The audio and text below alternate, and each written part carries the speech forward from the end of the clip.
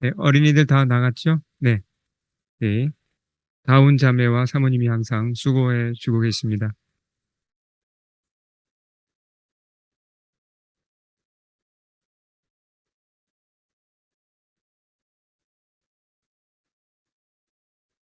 네, 오늘 설교의 제목은 바울을 위해 달려간 천부장이라는 제목입니다. 아, 지난 시간 여러분 기억 잠깐 우리가 할 필요가 있습니다. 바울이 예루살렘으로 왔죠. 그 온 목적이 뭐라고 그랬습니까? 기억나세요? 바울이 3차 선교 여행이 이제 끝날 무렵에 어, 보면 성령님이 여러 경로를 통해서 바울에게 알려주셨습니다. 예루살렘에 가게 되면 붙잡힐 거고 큰 시련을 당할 거다 알려주셨는데도 불구하고 바울이 다 알고도 예루살렘에 올라갑니다. 마침내 도착했죠. 그 이유가 목적이 뭐라고 그랬습니까? 보면 그 이방 교회들 소아시아 지역과 그리스 지역에 있는 그 외국인들로 된 그 교회들이 뭘 모았다 그랬죠? 예, 구제 헌금을 모았다 그랬습니다. 누구를 위해서요? 예루살렘 성도들 중에 가난한 분들을 위해서 그 헌금을 전달하기 위해서 예, 바울이 위험을 무릅쓰고 예루살렘에 올라온 겁니다. 그렇게 해서 어떤 갈등이 있었다 그랬죠? 예루살렘 교회는 유대인들로 되어 있는 교회입니다. 근데 그리스 쪽, 소아시아 쪽에 있는 교회들은 주로 누가 모인 교회입니까? 헬라인들, 그러니까 외국인들이 모인 교회입니다. 두 이제 같은 크리스찬이지만 유대인 출신과 외국 출신 사이에 어떤 그 좀 갈등이 좀 일어나는 때였잖아요. 이 갈등을 빨리 해결하고자 바울이 헌금을 가지고 예루살렘으로 올라왔다 그랬습니다. 네. 근데 이제 그 다음 사건입니다. 오늘 그렇게 아마 헌금을 전달했을 겁니다. 성경에 구체적으로 써 있지는 않지만 이제 서신서나 그런 걸 보면 그때 바울이 헌금을 예루살렘 교회에 전달을 했죠. 그리고 성전에 들어갔다가 이제 극우파 유대인들에게 바울이 붙잡혀요. 예, 그 내용입니다. 자, 어, 가장 먼저 바울을 알아보고 저 사람이 바울이다. 그리고 이제 붙잡아라 하고 행동에 나선 사람들이 누구였습니까? 성경을 읽어보시면 그 사람들이 어, 소아시아에서 온 유대인들이에요. 이때가 지금 오순절 기간이었거든요. 이 오순절 기간에는 예루살렘에 엄청나게 많은 유대인들이 모입니다. 근데 그 지금의 터키 지역에서 온 사람들이 바울을 먼저 알아보고 이제 바울을 붙잡았습니다. 그리고 그냥 자기들만 붙잡은 게 아니라 이 말씀을 보면 소리를 질렀어요. 저 바울이다. 그러면서 뭐라고 소리를 지릅니까? 28절을 제가 읽어보겠습니다. 이스라엘 사람들아, 이 지금 소아시아 유대인들이 하는 얘기입니다. 바울을 붙잡고 이스라엘 사람들아 도우라. 이 사람은 각처에서 우리 백성과 율법과 이곳을 비방하여 모든 사람을 가르치는 그자인데 또 헬라인을 데리고 성전에 들어가서 이 거룩한 곳을 더럽혔다. 자, 바울을 이 사람들이 지금 고소하고 있습니다. 세 가지로 고소를 해요. 그 고소 제목이 무엇입니까? 어, 우리 유대인을 비난했다? 예, 더 나아가서 뭐죠? 하나님의 율법을 비난했다? 더 나아가서 성전까지도 비방했다라고 지금 고소합니다. 이게 맞는 얘기입니까? 바울이 이렇게 했습니까? 아니요. 바울은 그냥 복음을 전한 겁니다. 근데 지금 이 유대인들은 크게 오해를 하고 있고요. 어떻게까지 소문이 잘못 났습니까? 바울이 헬라인을 데리고 성전에 들어가서 성전을 더럽혔다라고 이상한 소문까지 났습니다. 이게 어떻게 된 거죠? 예배소 출신의 그 외국인이 맞아요. 예배소 출신의 드로비모라는 사람을 바울이 데리고 온 건 맞습니다. 근데 이 사람하고 어디에서 함께 다녔죠? 예루살렘 시내를 함께 다닌 겁니다. 그걸 보고 유대인들이 지레 짐작을 한 거예요. 저 헬라인하고 바울이 같이 다니네. 성전에도 들어갔을 거야. 이렇게 소문이 어떻게 납니까? 이제 성전에 들어갔다로 난 거죠. 예, 성전을 더럽혔다. 이렇게 소문이 난 겁니다. 유대인들은 특히 열성적인 이 극우파 유대인들은 율법 지키기 위해서는 목숨 겁니다. 특히 성전에 관계된 거라면 진짜 목을 내놓습니다. 옛날에도 그랬고 지금은 성전이 없으니까 그렇지는 않지만 자기네의 어떤 그 주다이즘에 관한 것에 뭐 관련되면 목숨을 내놓습니다. 실제로. 예, 그렇게 열성적인 사람들이죠. 근데 바울이 이렇게 자기네 성전을 이제 모독했다는 소문이 퍼지니까 삽시간에 그 주위에 성전과 그 주위에 있던 유대인들이 몰려들었어요. 자, 그러면서 자, 어떻게 행동을 하는지 보겠습니다. 30절과 31절 우리 같이 크게 읽겠습니다. 시작. 온 성이 소동하여 백성이 달려와 모여 바울을 잡아 성전 밖으로 끌고 나가니 문들이 곧 닫히더라. 그들이 그를 죽이려 할 때 얼마나 많은 유대인들이 모인 것 같습니까? 정말 이제 정확한 숫자가 안 나와 있지만 엄청나게 많은 사람이 모였다는 건 알 수 있습니다. 근데 자, 이게 우리가 현장을 좀 이렇게 알 필요가 있습니다. 제가 이게 헤롯 성전, 예수님과 그 신약 시대 성전의 모형입니다. 예, 보시면 성전은 여기 가운데 이게 성전입니다. 굉장히 크게 자리를 잡고 있어요. 성전이고 그리고 밖에 있는 이 큰 광장이 뭐냐면 이방인의 뜰이에요. 이방인의 뜰이 얼마나 크냐면 밑에 이 참조를 보시면 이 사각형이 미식 축구장입니다, 이게. 근데 이방인의 뜰이 이만큼 커요. 그러니까 어느 정도 규모인지 아시겠죠? 자, 바울이 성전 안에 있었는데 유대인들이 끌어내서 이방인의 뜰로 끌어낸 겁니다, 이쪽으로. 예. 그런 상황입니다. 재판도 안 했잖아요. 근데 어떻게 했다 그랬죠? 재판도 안 했는데 어떻게 했다 그랬습니까? 말씀을 보면 때리기 시작합니다. 무슨 목적으로요? 그냥 툭툭 치는 정도입니까? 죽이려고. 죽이려고 지금 때리고 있습니다. 그러니까 어떤 식으로, 죽이려고 때렸다는 건 어떤 식으로 쳤을까요? 그냥 뭐 마구잡이로 때리고 밟고 했겠죠. 몇 명이요? 무지하게 많은 사람들이. 바울은 정말 이제 죽은 겁니다. 예, 정말 바울은 위기를 맞은 겁니다. 근데 바로 그때 예상치 않은 일이 일어났어요. 몇 분만 더 흘렀으면 바울 죽었습니다. 한 5분, 10분 만에 바울 충분히 죽죠. 그 많은 사람들이 뭐 덤비면 사람이 어떻게, 혼자가 어떻게 감당합니까? 근데 전혀 사람들이 예상하지 않은 일이 일어납니다. 31, 32절 같이 읽겠습니다. 시작.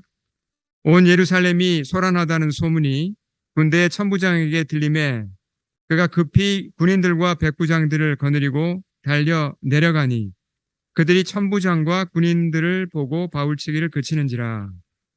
자, 우리가 영화를 이제 영화 같은 데를 보면 경찰 특공대라는 게 있잖아요. 뭐 스와트 같은.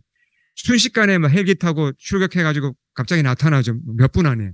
그런 식으로 로마 수비대가 갑자기 나타났어요. 갑자기. 어디선가. 근데 여기 말씀을 가만히 보면 내려왔다 그랬어요. 잘 보세요. 군인들과 천부장이 군인들과 백부장을 거느리고 달려 내려왔다 그랬거든요. 어디서 내려온 거죠 도대체? 헬기도 아니고. 로마군이 어떻게 이렇게 빨리 출동했는지를 아는 게 참 중요합니다. 오늘 말씀을 이해하는데. 자, 이스라엘의 로마 군대가, 로마 수비대가 주둔하고 있습니다. 네, 로마 수비대의 총 책임자는 누구죠? 우리가 아는 대로 로마, 그러니까 가버너, 총독입니다. 예수님 시대에는 총독이 빌라도였고, 이 시대에는 총독의 이름이 문집사님 기억나시죠? 뭐, 이 시대는, 예, 지난 퀴즈에도 비슷한 내용이 나왔기 때문에 제가 문집사님한테 이제 좀 조크를 했는데, 네.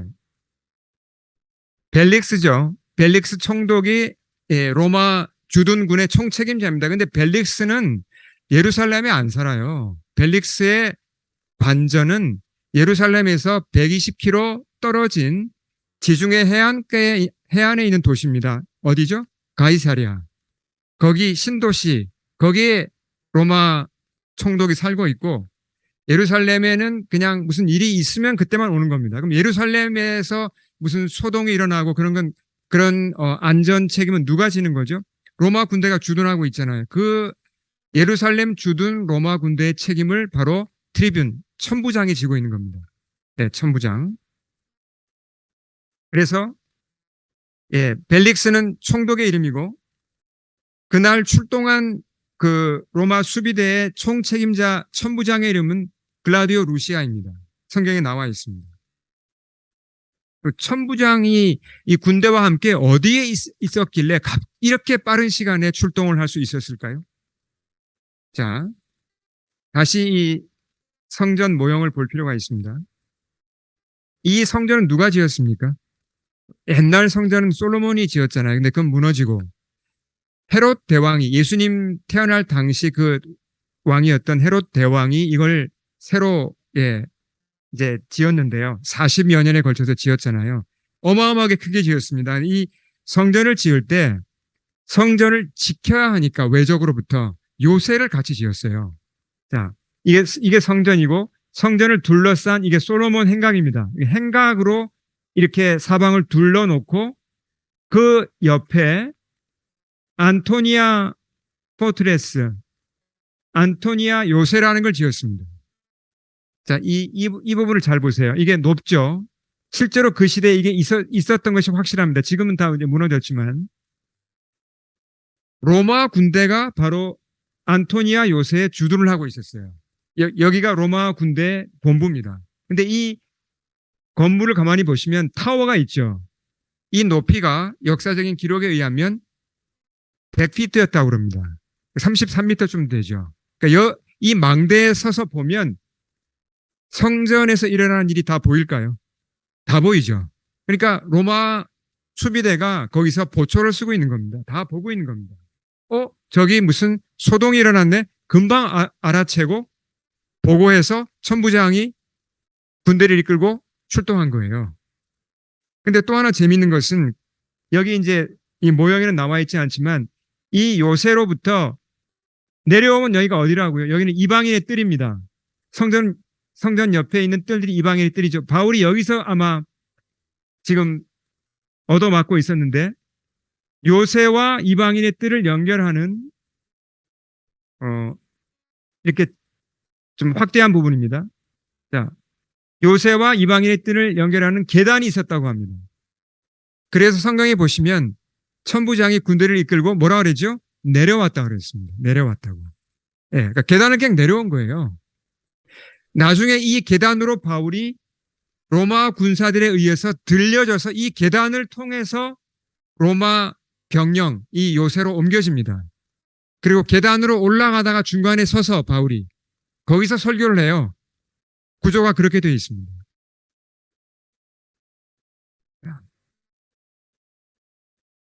상식적으로 보면요. 그날 바울이 그 많은 군중에게 얻어맞고 있었습니다. 군중들은 바울을 죽일 목적으로 때리고 있었습니다. 그러니까 상식적으로 생각하면 바울이 살아날 가능성은 거의 없었어요. 그러니까 로마 군대가 조금만 더 멀리 있었어도 바울은 죽었습니다.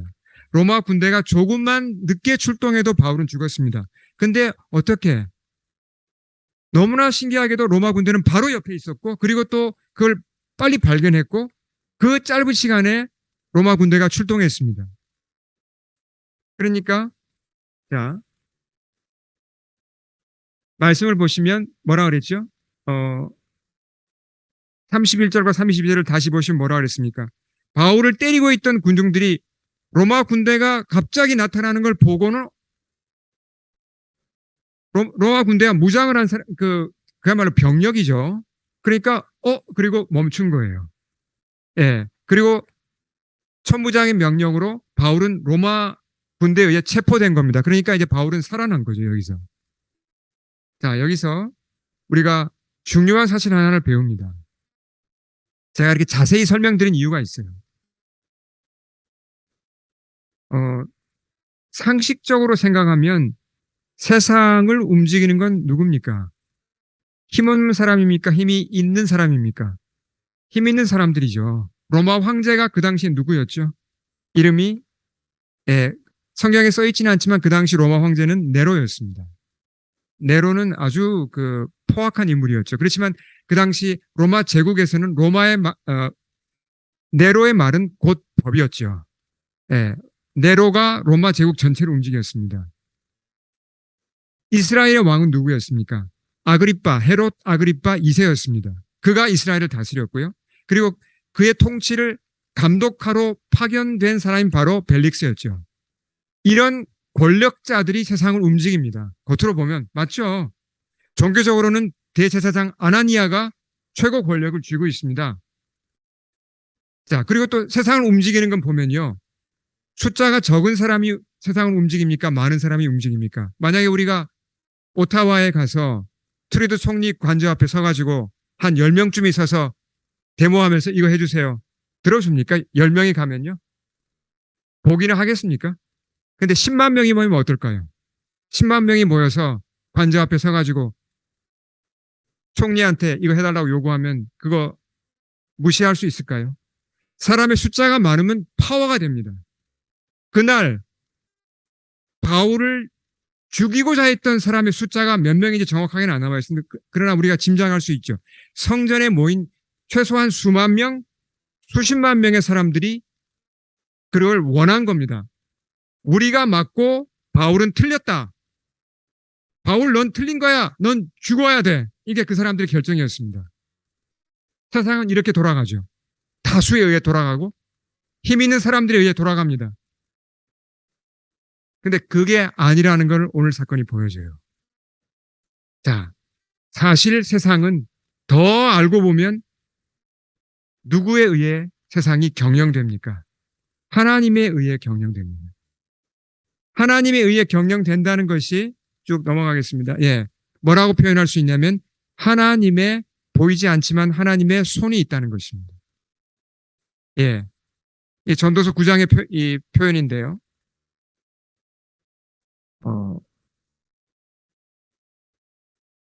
바울이 3차 전도 여행이 끝날 무렵에 하나님께서 여러 통로를 통해서 뭐라고 말씀해 주셨습니까? 바울아, 너 예루살렘으로 올라가라. 올라가라. 바울이 하나님의 계획을 100%다 알았습니까? 하나님이 이런 계획이 있고 저런 계획이 있고 이 다음에 뭐고 그런 건 몰랐습니다. 바울이라고 다 알 수 있는 게 아니에요. 근데 바울은 뭐는 최소한 알았죠? 아, 하나님이 나로 하여금 예루살렘에 올라가라고 하는구나. 그리고 이 헌금을 전달하라고 하는구나. 이 정도는 확실하게 알았습니다. 그래서 순종해서 간 겁니다. 근데 갔더니 어떻게 됐습니까? 성전에서 붙잡혔고 이제 죽을 위기에 처한 겁니다. 목숨이 경각에 달렸습니다. 근데 결과적으로는 바울이 죽지 않았죠. 구출됐습니다. 누구에 의해서요? 천부장 루시아에 의해서. 근데 천부장 루시아가 아주 무슨 선한 동기를 가지고 그렇게 했을까요? 어떻게 생각하세요, 여러분? 얼른 보면요, 루시아가 참 착한 사람처럼 보여요. 근데 꼭 그런 것도 아니에요. 루시아 뒤에 쭉 읽어보시면요, 루시아가 나중에 자기가 업무상 실수를 하거든요. 실수를 해요. 이제 그건 다음번에 우리가 보기로 하고 실수를 하는데 그걸 덮으려고 총독 벨릭스에게 보내는 편지에서 좀 조작을 합니다. 그러니까 이 루시아라는 천부장도 상당히 높은 사람이죠. 예루살렘 전체 병력의 지휘자였으니까 그 권력을 가졌지만 그냥 보통 사람이에요. 무슨 선한 동기를 가지고 바울을 도운 거 아닙니다. 그러나 루시아 뒤에 누가 계셨습니까? 하나님이 계셨다는 게 중요한 겁니다. 근본적으로 이 모든 사건과 이 모든 과정을 누가 경영하십니까? 하나님이 경영하셨기 때문에 루시아와 같은 사람도 쓰셨고 하나님께서 결국 바울이 죽지 않게 하신 겁니다. 자, 그렇게 해서 바울은 이제 로마 군의 손에 넘어갔습니다. 군중들은 바로 앞에 그대로 있어요. 근데 군중들이 바울에게 손을 대지 못합니다. 바울은 이제 계단으로 옮겨져서 이제 요새 안으로 들어가려고 그러는데 바울이 이제 이따가 보면 그 군중들에게 보면 이제 설교를 하죠. 자, 그러니까 보세요. 하나님의 계획이 뭔지가 이제 큰 윤곽이 드러납니다. 어떤 게 하나님의 계획이었죠? 자, 바울이 거기서 죽는 게 하나님 뜻이 아닙니다. 아직 아닙니다. 아직 바울의 때가 안 됐죠? 바울은 계속 복음을 전하는 게 하나님의 뜻입니다. 그가 붙잡혀 올라가다가 거기서 또 그 군중들에게 말씀을 전합니다. 그리고 그 이후로 바울이 2년 동안 이제 붙잡혀 있죠. 죄수로 붙잡혀 있습니다. 그 로마 군대가 이제 본부인 가이사랴로 호송되어서 거기에 붙잡혀 있죠. 2년 이상 붙잡혀 있는데 거기서 누구를 만납니까? 총독인 처음에는 벨릭스를 만나서 복음을 전하고 후임으로 오는 총독 베스도에게 복음을 전하고 그 당시 이스라엘 왕인 아그리파 2세를 만나서 복음을 전합니다. 그 일을 주님이 하게 하세요. 그러다가 결국 바울이 어디로 갑니까? 로마로 가죠. 예. 로마 군대의 보호를 받으면서 물론 이제 재판받기 위해 가는 거지만 로마로 가잖아요.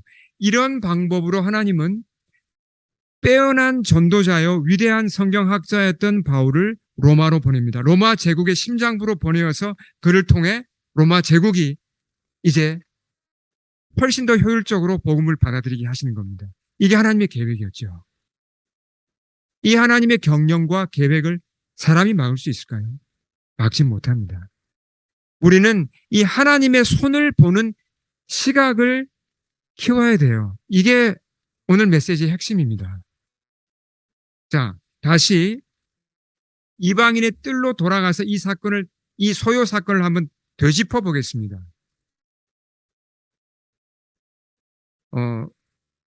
자, 바울이 죽을 뻔했죠. 여러분 한번 생각해 보십시오. 여러분 혹시 왕따를 당하거나 아니면 좀 많은 사람한테 여러분 폭행을 당해 본 적이 없으시겠죠. 예, 그런 일 좀처럼 잘 안 당하잖아요. 근데 바울 입장에서 생각하면 그날 어떤 일을 당한 겁니까? 그 수많은 사람들이 자기에게 달려들어가지고 자기를 죽이려고 때렸습니다. 여러분, 만약에 우리가 이런 일을 당하면 이제 구출됐다 그래도 어떨까요? 그 사람들 다시 보고 싶을까요? 구출됐다 그래도 털고 일어나서 뭐 괜찮아 이렇게 할 수 있을까요? 죽도록 지금 얻어맞았잖아요. 그 사람들 바로 앞에 있습니다. 그 사람들은 마음 바뀐 거 아닙니다. 군중들은 그대로 있죠. 보통 사람이라면 이런 경우는 거의 넋이 나갑니다. 그렇죠. 두려워서 말도 제대로 못해요. 떨고 뭐 어떻게 할 바를 모르고 그냥 어디 가서 쉬려고 하거나 그냥 뭐 사람들 보호를 받고 어디론가 가야 되죠. 근데 바울이 로마 군사들에 의해서 계단으로 끌려올려 이제 들어서 운반되어서 요새로 들어가던 중에 계단 위에서 천부장에게 이런 말을 해요. 자, 앞을 보시겠습니다. 크게 39절 다 같이 우리 큰 목소리로 한번 읽어보겠습니다. 시작. 길리기아의 다소 출신의 유대 사람으로 그 유명한 도시의 시민입니다. 저 사람들에게 내가 한마디 말을 하게 허락해 주십시오. 바울이 아주 유창한 고급 헬라어로 천부장에게 말을 했어요. 천부장이 깜짝 놀란 겁니다. 저 유대인이 헬라어를 저렇게 잘하리라고 몰랐는데. 그러니까 이제 저 사람 보통 사람 아니구나. 허락을 해줘요. 그래. 당신 말하시오. 허락을 해주니까 그 층계 위에 서서 방금 자기를 죽이려고 했던 그 군중을 향하여 바울이 간증을 시작하고 설교를 시작합니다.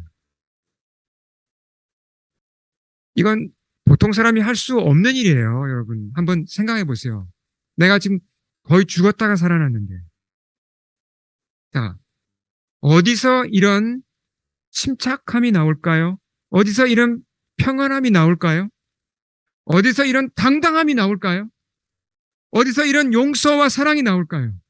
지금 그 사람들을 살리려고 말씀을 전하는 거잖아요. 하나님의 손을 볼 수 있는 사람만 그렇게 할 수 있습니다. 어떤 사건에서. 하나님의 경영하심이 그 뒤에 있다는 걸 보아야 이런 평안이 오고 당당함이 생기고 두려움이 물러갑니다. 네. 여러분, 그런 시각을 가지고 계십니까? 하나님의 손을 보는 시각을 가지고 계십니까? 저는 이제 제가 간증을 뭐 여러 번 해서 잘 아시겠지만 오늘 말씀에 기초해서 조금 이제 더 보충해서 드릴 말씀은 제가 청소년 때 학교에서 여러 가지 어려움을 겪었어요. 뭐 왕따를 당하고 그런 건 아닌데 지금 돌아보면 이제 그 워낙 그 학교의 분위기가 좀 그 당시 이제 한국 문화가 다 그랬지만 너무 엄격하고 그리고 선생님들이 너무 엄했습니다. 그리고 뭐 잘못하면 가차없이 뭐 얻어맞고 이제 그런 분위기 속에서 마음의 상처를 입었습니다. 제가. 그래서 그 상처를 몇 번 반복해서 입은 후로는 이제 좀 겁이 많은 사람이 됐어요. 제가. 그 당 청소년 10대 때. 그래서 작은 일에도 미리 걱정하고 쉽게 두려움에 빠지는 그런 이제 타입의 사람이 되었습니다. 참 고생을 많이 했죠. 이제 그런 마음의 상처들로 말미암아. 근데 거듭나서 크리스찬이 되면서 이런 두려움들이 서서히 치유되기 시작했습니다. 트라우마에서 벗어나기 시작한 거죠. 많이 좋아졌습니다. 정말 많이 성장하고 시간이 흐르면서 점점 담대해지고 편안해지고 그렇지만 아직도 좀 약한 부분이 남아 있었습니다. 그러다가 주님이 저를 40대 목회자로 부르셨어요. 주님의 부르심은 분명한데 제가 망설여졌습니다. 왜냐하면 저의 약함을 너무나 잘 아니까. 목회를 하려면 최소한 두 가지는 강해야 됩니다. 건강이 강해야 되고 그리고 멘탈이 강해야 됩니다. 근데 저는 둘 다 약했어요. 이게 엄두가 나지 않았습니다. 이게 과연 내가 이런 약함을 가지고 어, 교회를 개척하고 목회를 할 수 있을까? 이제 기도하고 말씀을 보고 뭐 그러는 중에 이제 큐티를 통해 기도를 통해 주님이 여러 경로를 통해 저에게 말씀을 해주셨어요. 나를 믿고 따라와라. 그런 말씀을 하시더라고요. 그래서 순종했죠, 저는. 뭐 제가 어떻게 하겠습니까? 순종해서 따라왔죠. 쭉 이제 그동안 제가 10여 년 동안 목회하면서 많은 걸 배웠어요. 좀 많은 체험을 하고, 어, 교우님들도 많이 성장하셨지만 하나님이 아마 개인적으로 저를 가장 많이 키우셨을 겁니다. 제가 배운 것 중에 꼭 먼저 얘기하고 싶은 게 있습니다. 그게 뭐냐면 하나님의 손을 보는 시각이에요. 그 눈이 열리더라고요. 사건들을 겪으면서 여러 일들을 겪으면서 뭐 어려움도 겪고 좋은 일도 겪으면서 아주 분명히 알게 된 게 뭐냐면 제가 계획한 대로 안 되더라고요, 일이. 그리고 사람들이 방해한다고 또 안 되는 것도 아니에요. 하나님의 계획이 있고 하나님의 뜻이 있고 그 뜻대로 된다는 걸 저는 분명히 보았습니다. 너무나 분명하더라고요. 그러니까 제가 두려움이 저도 모르게 없어지는 거예요. 아, 이게 사람을 두려워할 게 아니구나. 사람은 존중하고 사랑해야지 두려워할 게 아니구나.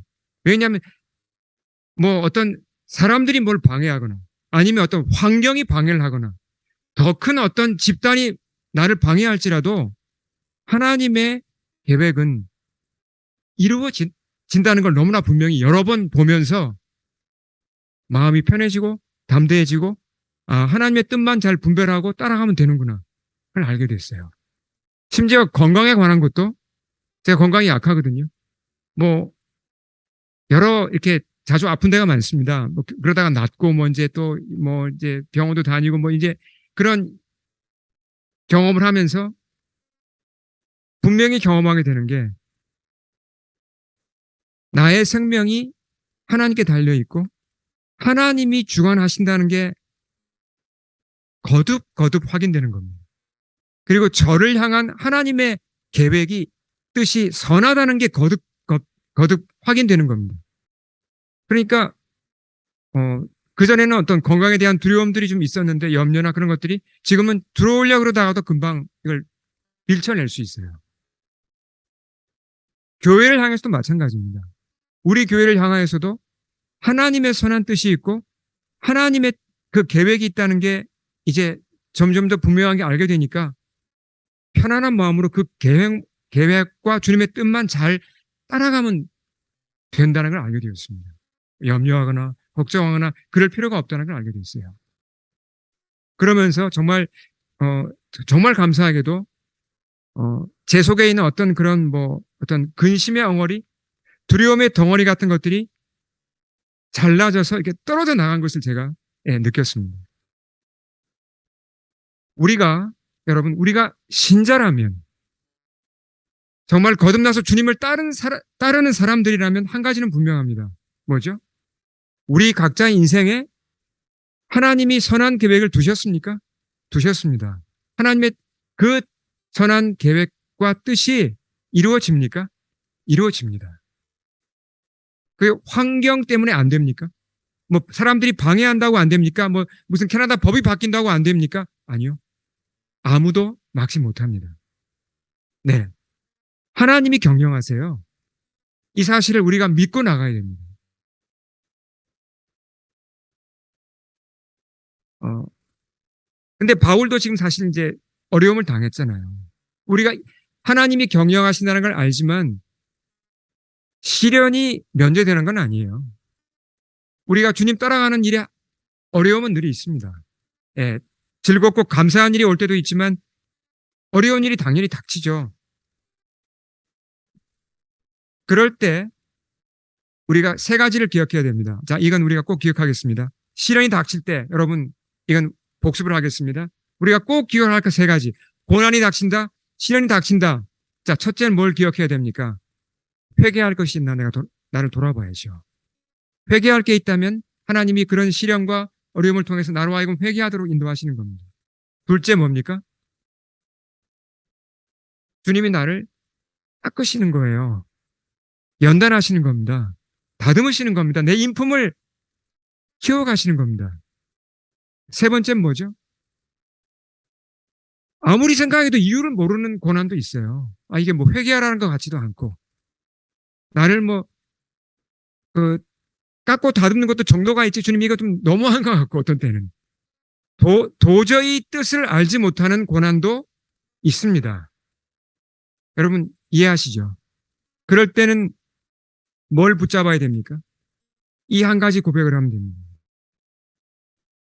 시편 기자가 했던 고백이에요. 자, 우리 같이 읽겠습니다. 시편 118편 1절. 시작. 여호와께 감사하라. 그는 선하시며 그의 인자하심이 영원함이로다. 내가 당하는 시련이 그 뜻을 모를지라도 여러분, 하나님은 나의 하나님이 되어주시기를 포기한 적이 없습니다. 나를 향한 그분의 뜻이 선하다는 걸 우리는 고백해야 하고 견뎌야 합니다. 자, 정리를 하면 첫째는 우리가 회개할 걸 찾고, 두 번째는 내가 연단받아야 되고, 세 번째는 견뎌야 합니다. 뭘 붙잡고 견뎌야 되죠? 바로 이 말씀.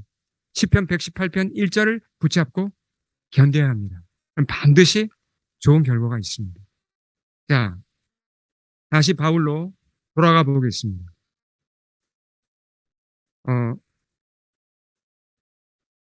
바울이 재판도 받지 않고 지금 매질을 당했잖아요. 죽을 뻔했잖아요. 이런 일을 당하면 사람이 나한테 나를 이렇게 때린 사람, 가해자를 쉽게 용서할 수 있을까요? 만약 여러분 누가 내 뺨을 때렸다고 생각해 보겠습니다. 그 사람 쉽게 용서가 되겠습니까? 잘 안 되잖아요. 바울이 근데 지금 누구를 향하여 설교를 하고 있다고 그랬죠? 방금 자기를 죽이려고 했던 사람을 향하여 설교를 합니다. 설교한 목적이 뭐죠? 그 사람들이 구원받으라고. 그 사람들 생명을 건져주고자 지금 안타까운 마음으로 설교를 합니다. 바울은 그들을 이미 용서했고 그들을 사랑한다는 걸 알 수 있습니다. 자, 여기서 우리가 뭘 알 수 있습니까? 바울은 성자이기 때문에, 너무나 인격이 성숙하기 때문에 그렇게 할 수 있다는 겁니까? 그게 아닙니다. 바울이 어떻게 그렇게 쉽게 그 사람들을 용서하고 그 사람들에게 이렇게 마음을 열고 복음을 전할 수가 있죠? 어떻게 그들을 품고 이렇게 갑니까? 역시 같은 원리입니다. 뭘 보았기 때문이죠? 하나님의 손을 보았기 때문입니다. 하나님의 손을 보면 하나님이 경영하신다, 하나님이 뒤에 계시다, 그걸 내가 알 때 나에게 피해를 준 사람, 나를 학대한 사람, 나에게 악하게 한 사람까지도 우리가 용서할 수 있는 겁니다. 왜요? 그 모든 것을 하나님이 주관하시기 때문입니다. 자, 정리하고 기도를 하겠습니다. 시편 118편 1절 우리 다시 한번 크게 앞을 보시면서 크게 한번 읽겠습니다. 시작. 여호와께 감사하라. 그는 선하시며 그의 인자하심이 영원함이로다. 아멘. 자, 우리 주님 앞에 머리 숙이겠습니다.